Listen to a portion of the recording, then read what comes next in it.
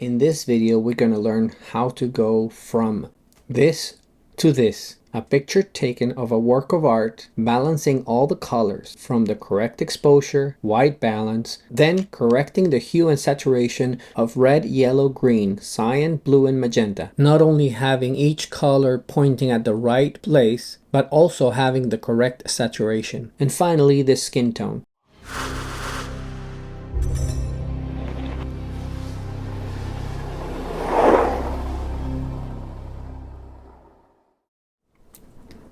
Once you open the file with Affinity Photo, first thing is to duplicate it and hide the original. Once we have it duplicated, we're going to grab this square or box tool, make a box around the exposures settings, and we're going to tell the rectangle to be a mask below. That will empty the whole thing and it just leave us with the black to white gradient. In the window menu, we're going to look for scopes. In the scopes, we're going to look for intensity waveform. That is reading this screen. So it's reading the lowest to the highest. If you want to, you can select the whole thing and make it bigger, wider, just if you want to. So it occupies the whole scopes from side to side. The high we're looking to get closer to 100. In the adjustments, we're going to look for curves. Now that we have curves, we're going to insert the curves inside the background that we were working on. And now this is where it's selected. And we're going to pull it down until we're going to select with the picker the white. Pull it up higher until it gives us close to 95. So right there is halfway. 90, 95 is a little bit more. That's about 95. So half of 95 is 47. So just above this, 50, 47 is around here. Let's pick this one right here. This is our medium. So we select it and we go high on this.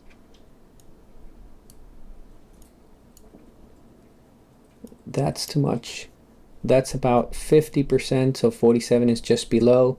And this one is half of the 223 is already there. So that's a nice curve that we have for the exposure settings. The next one, if we change to RGB waveform, is going to tell us how off the white balance is.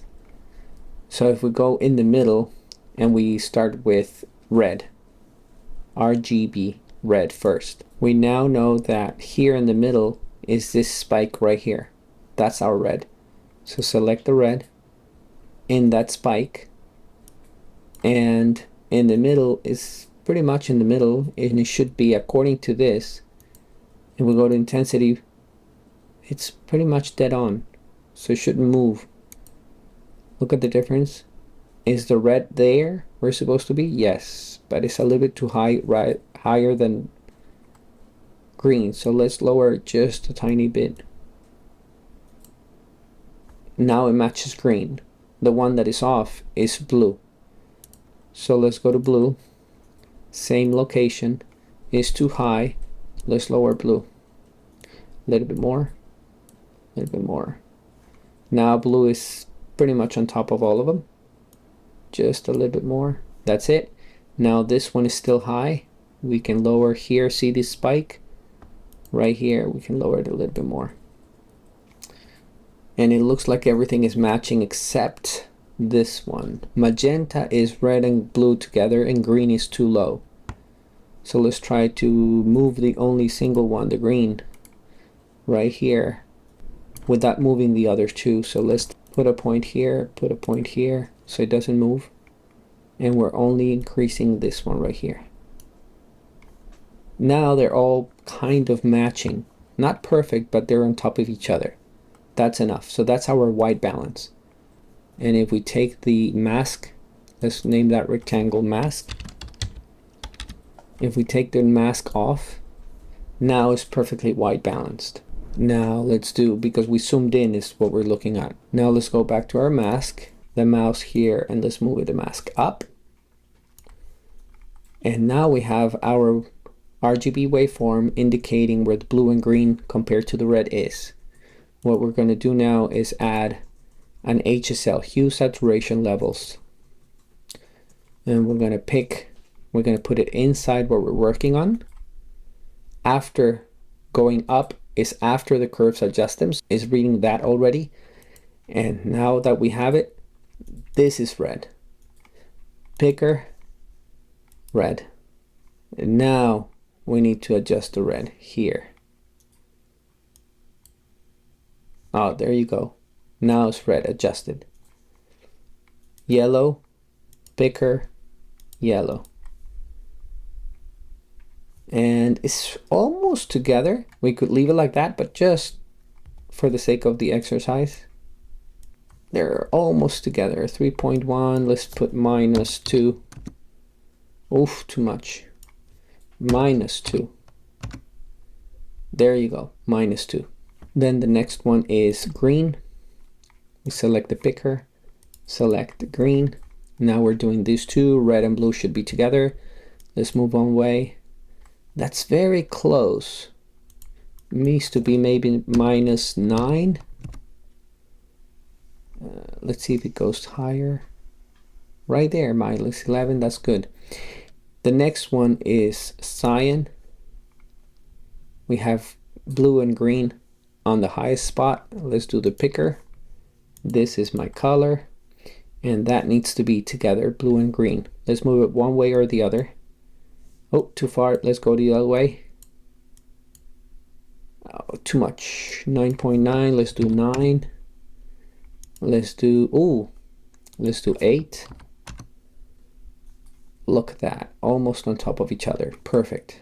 The next one is blue, picker. This is my blue, and green and red should be on top of each other. So let's go the other way. It needs a little bit more. Let's do 14. That's too much. It's -14.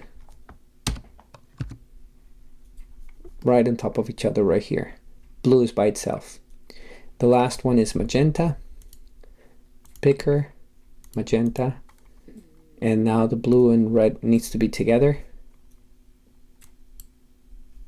Nope. Let's go the, ooh, right there. Just a little bit less than that. -3. -2.5. Right there on top of each other. And the next thing we're going to do is the vector scope. And we'll look at the distance between the end target and the center. So the end target should be halfway. Let's add another hue saturation. Let's rename the one we just did as hue. And let's rename the one we're doing now as saturation. We're going to do it on top. We're going to put it on top of hue, so it reads the information already after hue. And we're going to do exactly the same. We're going to start with red. Now we're not moving the hue, we're doing the saturation shift. Red is quite deep here. We're going to lower just a little bit to be in the middle. You see the half is still less, so we can reduce the red. That's like halfway. Then we get our yellows. The yellow is here. It seems to be halfway. That's pretty good. Then our greens. Green is this one. It needs a little bit more, maybe. Tiny bit. Cyan definitely needs more. We click on cyan, saturation more. Then we click on blue. Less saturated, a little bit less. Even less than that. And magenta needs to be around here, so let's do more saturation. So now that we have our saturation done, but all of them are falling right on top of the line of the color. If I remove the hue adjustment, you'll see how the colors are going to go somewhere else. See, they're off the line. But because we adjusted the hue, they're right on the line. They're sitting on top of the line.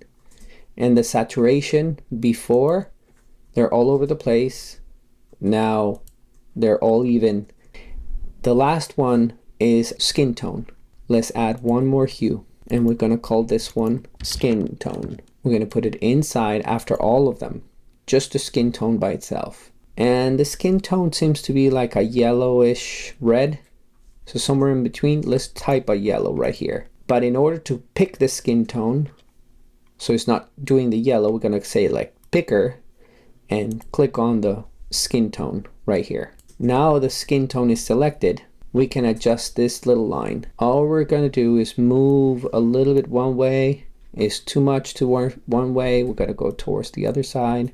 And look at that. It sits right on the skin tone. And because it's adjusting the red as well and the yellow as well, let's move here, a little bit here and a little bit here, so it only affects the skin tone. Now the red and the yellow remain.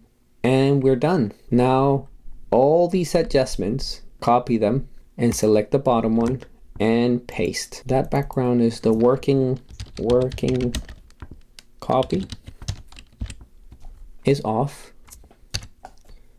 And now all these skin tones and curves and masks.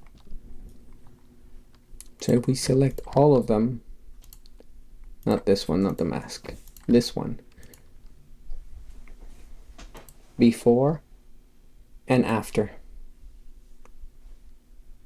that's ready to print. The first curves adjustments, we're going to name it exposure and white balance. So that was the first one, the exposure and white balance. The next one was the hue. The next one, the saturation of every color. And the next one, the skin tone, even though this doesn't have any skin, but just to have it. Unlock it. Click on perspective. You have two options. One, warp, mesh warp, and perspective. Select perspective. Click on source. Change it to source. Show grid. And now we show the grid. Remove the magnet and take it to the corners. And apply. So now that we're done, we're going to export. Won't lose any information. Will be TIFF, estimated size 78 megapixels, and we're going to go with CM1K, which is printer format. Export, save, and you're done.